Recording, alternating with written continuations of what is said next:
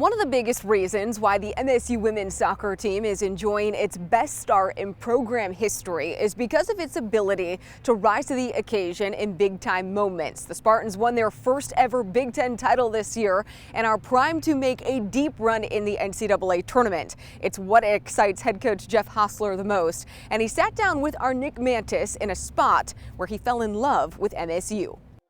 We're here in Jenison Fieldhouse, a spot that's familiar for you, not just because now it's your office, but you also grew up not too far away from here, going to East Lansing High School, and we're sitting right now in the seats that you guys had as a family, your season tickets every year. What's it kind of like being back in this row? It's pretty wild, to be back here.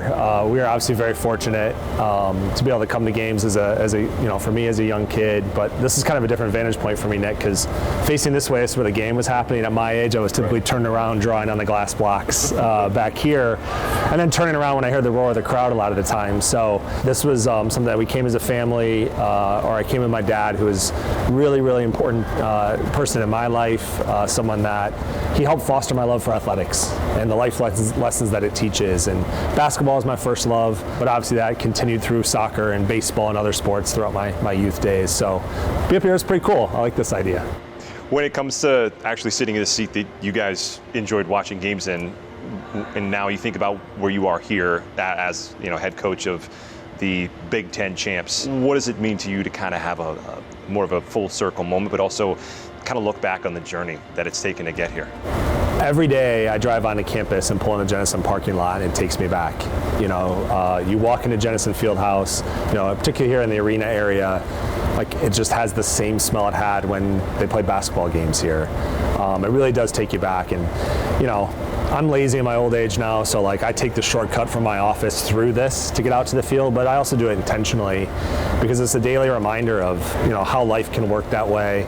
I think if you do things the right way, good things tend to happen. And I've said it many times, Nick, I'm just so blessed, so honored to be able to coach here. It's pretty surreal for me, and really special with what we're doing right now. There's certain things you can kind of look back on and say, wow, this is really cool that we'd be able to achieve this. And one of them, you being named the Big Ten Coach of the Year. When you got that announcement, was there kind of like okay, this is something I never would have thought of?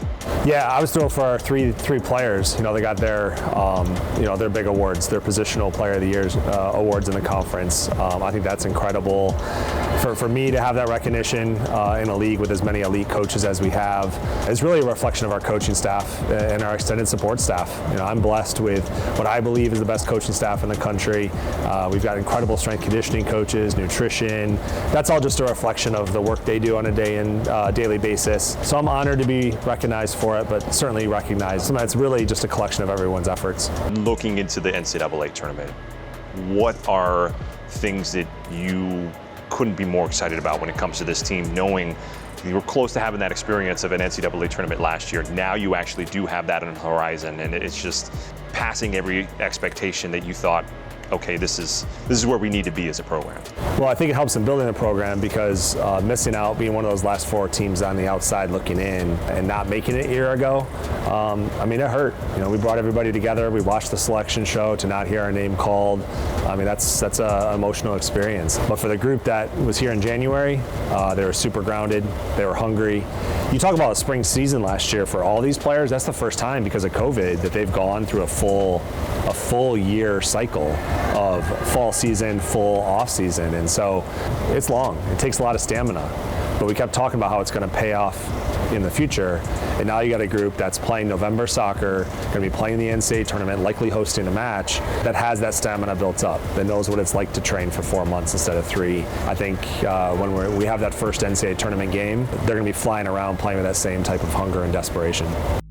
The Spartans will watch the selection show on Monday to see where they will be seated for this year's NCAA tournament. And one player who was instrumental in helping them get to this point was senior forward Lauren DeBow. She joins us next on the MSU Federal Credit Union Coaches Show.